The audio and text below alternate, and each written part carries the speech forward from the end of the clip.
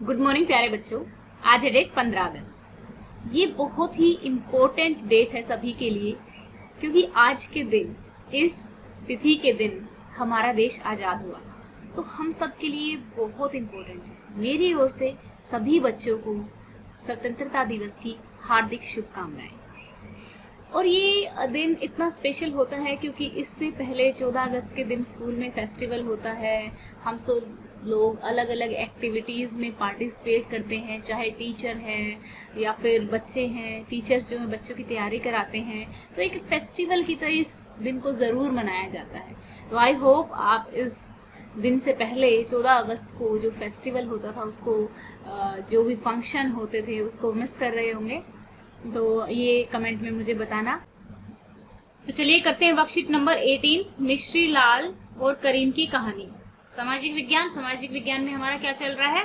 अर्थशास्त्र हमारा चल रहा है और क्लास आपकी कौन सी है? 9th। मिश्री लाल की कहानी, करीम की कहानी। मिश्री लाल ने गन्ने पेरने वाली एक मशीन खरीदी है जो बिजली से चलती है और उसे अपने खेतों में लगाया है। पहले गन्ने को पेरने का काम बैलों की मदद से किया जाता था। मिश्री लाल दूसरे किसानों से भी गन्ना खरीदकर उससे गुड़ बनाता है और गुड़ को फिर शाहपुर के व्यापारियों को बेच देता है। इस प्रक्रिया में मिश्री लाल को थोड़ा लाभ हो जाता है, तो थोड़ा लाभ वो कमा लेता है। तो बच्चों देखते हैं पहले किस तरीके से जो बैल थे, बैलों की मदद से किस तरीके से गन्ने को क्रश किया जाता था, गन्ने को एक तरह से उसमें से रस निकाला जाता था। तो यहाँ पे देखेंगे हम अपनी वर्कशीट में। वेट अ सेकंड, ये देखिए यहाँ पे ये बैल है और यहाँ पे ये दो थंब है। ये बैल जब ऐसे मूव करेगा, ये चारों ओर ऐसे घूमता है, इसके यहाँ चारों ओर घूमता है, तो ये दोनों भी क्या करते हैं? चलते हैं और इनके बीच में फिर गन्ने को रख दिया जाता है, तो फिर उससे रस निकल आता है। अब ये तो पहला पुराना तरीका था। अब नया तरीका ये अपनाया गया है कि ये वाली जो उसने इलेक्ट्रिसिटी की मशीन खरीदी है, तो मिश्री लाल ने ये वाली मशीन खरीदी जिससे उसका काम थोड़ा सा इजी हो गया है और उसने बाकी लोगों से भी गन्ना ले लिया है और उससे फिर गुड़ बनाया है, तो इससे और भी उसका थोड़ा सा प्रॉफिट हो गया है। अब हम बात करते हैं करीम की कहानी की। करीम ने गांव में एक कंप्यूटर केंद्र खोला है। हाल ही के वर्षों में कई विद्यार्थी शाहपुर शहर व कालीगंज जाने लगे थे। करीम ने देखा कि गांव के कई छात्र शहर में कंप्यूटर कक्षा में जाते हैं। गांव में 2 महिलाओं के पास कंप्यूटर कोर्स की डिग्री थी। उसने उन्हें काम पर लगाने का निश्चय किया।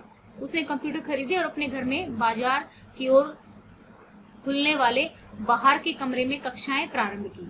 हाई स्कूल के छात्रों ने पर्याप्त संख्या में इन कक्षाओं को आरंभ कर दिया। तो बहुत सारे जो विद्यार्थी थे हाई स्कूल के, वो पर्याप्त मात्रा में इनके पास आने लगे। तो दोनों ही चीजों में क्या हुआ, इसने भी एक नया आइडिया लगाया कि चलो भाई जो खेत की एक्टिविटी है उनके साथ साथ में कुछ और भी साथ में कर लेता हूँ। इसने भी खेत में तो था इसका, और साथ में इन्होंने कंप्यूटर सेंटर भी खोल लिया था।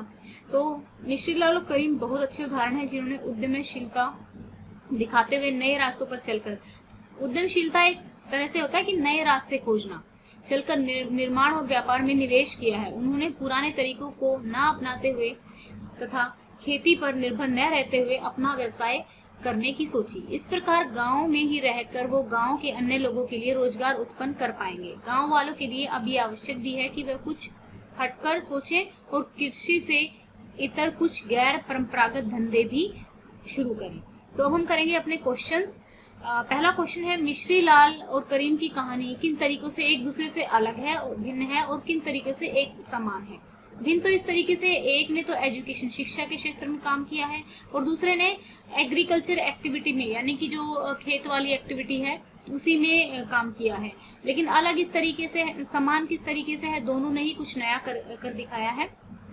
फिर पालमपुर गांव में मजदूरों की अच्छी खासी संख्या है, फिर भी क्यों कहा जाता है कि गांव वाले लोगों को कुछ और काम करने की भी आवश्यकता है? तो आज के टाइम की ज़रूरत है, सिर्फ खेत की इनकम से ही काम नहीं चल पाता।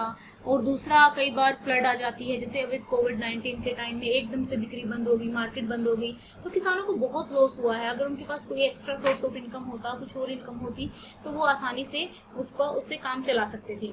अब मिश्री लाल और करीम किस प्रकार से उद्यमशीलता यानी कि एंटरप्रेन्योरशिप, आपकी ईएमसी की वर्कशीट आती है ना, एंटरप्रेन्योरशिप माइंडसेट वर्कशीट जो होती है, ठीक है, तो उसमें क्या होता है, आपको उद्यमशीलता का मतलब होता है कोई नई चीज को इवॉल्व करना, कोई नई चीज को बनाना। तो किस तरीके से ये सशक्ति के उदाहरण है। अपने स्कूल में पढ़ाए जाने वाले एंटरप्रेन्योर माइंडसेट करिकुलम की अनुभव और सीखों से जोड़कर इस प्रश्न का उत्तर दीजिए। तो देखो पहले हम चलते हैं क्वेश्चंस करते हैं, फर्स्ट सेकंड क्वेश्चन करेंगे, उसके बाद थर्ड में हम ईएमसी की जो वर्कशीट है उसका भी यूज करेंगे। और आज वो वर्कशीट आपको करानी भी है क्योंकि 2 वर्कशीट हो चुकी हैं आपकी ईएमसी की, तो वो दोनों वर्कशीट मैं आज करा दूंगी क्योंकि आज आपकी वर्कशीट जो है कम है। और आप लोगों ने कर ली है तो आप कमेंट में बता सकते हैं ताकि मुझे ना करानी पड़े। तो आप बता सकते हैं कि ईएमसी की आपकी वर्कशीट हो गई है या फिर करानी है। ठीक है, तो चलिए अब हम करते हैं अपने क्वेश्चंस। तो क्वेश्चंस में चलते हैं हिंदी मीडियम के, ये आ गए। तो मिस्ट्री लाल और करीम की कहानियां किन तरीकों से एक दूसरे से भिन्न है, किन बातों में एक दूसरे से समान है। मिस्ट्री लाल ने, दोनों में भिन्नता क्या है, ऐसे हेडिंग डालेंगे, दोनों में भिन्नता लिखेंगे। मिस्ट्री लाल ने कृषि कार्य संबंधित व्यापार को शुरू किया, जबकि करीम ने शिक्षा के क्षेत्र से जुड़े हुए कंप्यूटर क्लास सेंटर को शुरू किया। दोनों में समानता, मिस्ट्री लाल और करीम दोनों ने ही उद्यमशीलता दिखाते हुए केवल कृषि कार्य पर निर्भर न रहकर निर्माण और व्यापार कार्य को शुरू किया तथा दोनों अपने गांव में रहकर ही अपने व्यापार को कर रहे थे। ठीक है, दोनों ही गांव में ही थे ना, मतलब बाहर तो नहीं गए थे। पालमपुर गांव में मजदूरों की अच्छी खासी संख्या है, ऐसे में दूसरा धंधा काम धंधे में लगने की क्या जरूरत है। आज के समय में गांव के सारे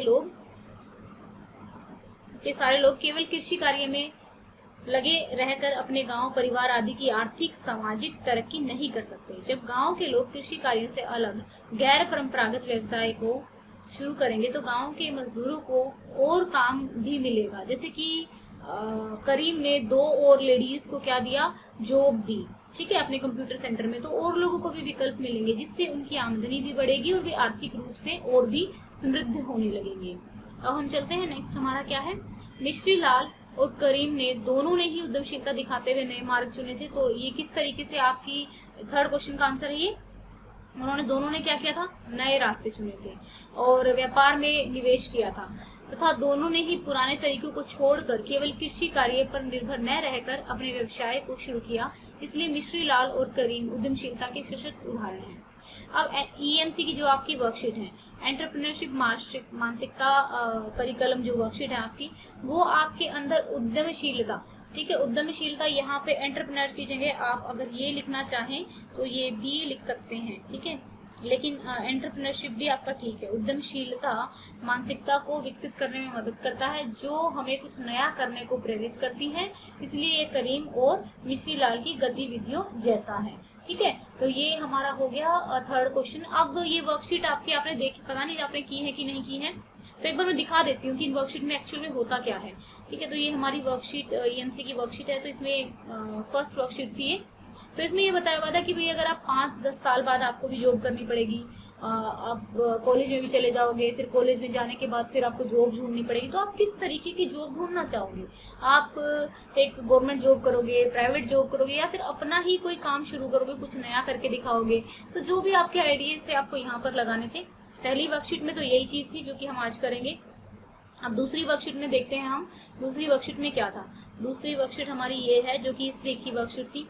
तो यहाँ पे कुछ नया करने के लिए कहा गया है कि ये देखिए, यहाँ पर एक पर्सन ने ये कुछ बना रखा था, टाइम सेट कर रखा था और इस तरीके से कुछ नया सा, कुछ इनोवेटिव सा बना रखा है। तो आपको भी यही कहा गया है कि आपको कुछ ऐसे ही अपना टाइम सेट कर लेना है, एक ऊंचा सा टावर बनाना है। तो इससे आपकी जो, एक तरह से मैं बोलती हूँ ना आप लोगों को कि जितना ज्यादा सोचोगे आपका जो माइंड है वो उतना ही ज्यादा वर्क करेगा। तो माइंड की एक्सरसाइज ही होती है एएमसी, कुछ नए इनोवेटिव आइडिया सीखने के लिए।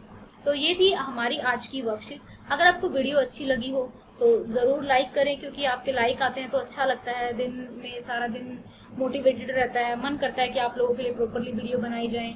आपके जो लाइक्स आते हैं उनसे ही पता लगता है कि वीडियो अच्छी है या कैसी है। आपके कमेंट्स आते हैं तो बहुत अच्छा लगता है। Thank you for everything. Have a nice day. May God bless you.